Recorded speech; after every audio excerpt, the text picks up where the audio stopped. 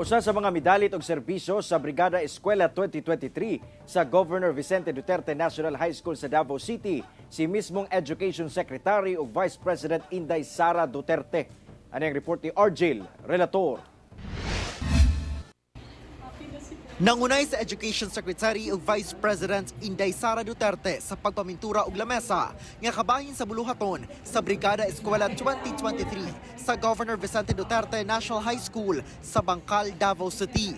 Nagpaabot si VP Sara sa iyang pagpasalamat sa mga personahe sa nagkadaiyang ahensya nga mitubag sa panawagan nga bayanihan para mahinlo ug maandam ang eskwelahan sa pagsugod sa klase. 5 ka-eskwelahan ang bisitahon ni VP Sara sa Mindanao alang sa Brigada Eskwela 2023. Sa paglusad sa matatag curriculum gikan grades 1 to 10, nakig-alayo na matud pa ang DepEd sa publishers alang sa gamitong learning resources.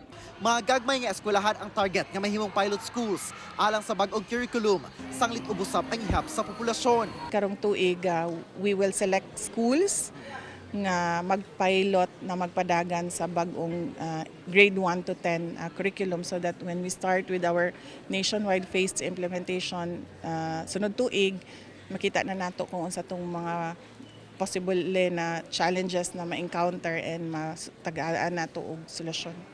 Matag tuig, ginalauman na sa DepEd ang pagsaka sa ihap sa estudyante sa mga pampublikong eskwelahan. Nadunatay mga bagong estudyante, mga nibalik na mga nihunong na mga estudyante and mga estudyante nga nibalhin gikan sa private school sa padulong sa public schools and ang policy sa ato ang gobyerno is that the Department of Education will not refuse students sa pag-enroll sa ato ang mga public schools. Sumala sa DepEd 11, gilaumang adunay 5% nga pagsaka sa ihap sa enrollees karong school year kung itandi sa hapit 1.5 million sa milabayng school year.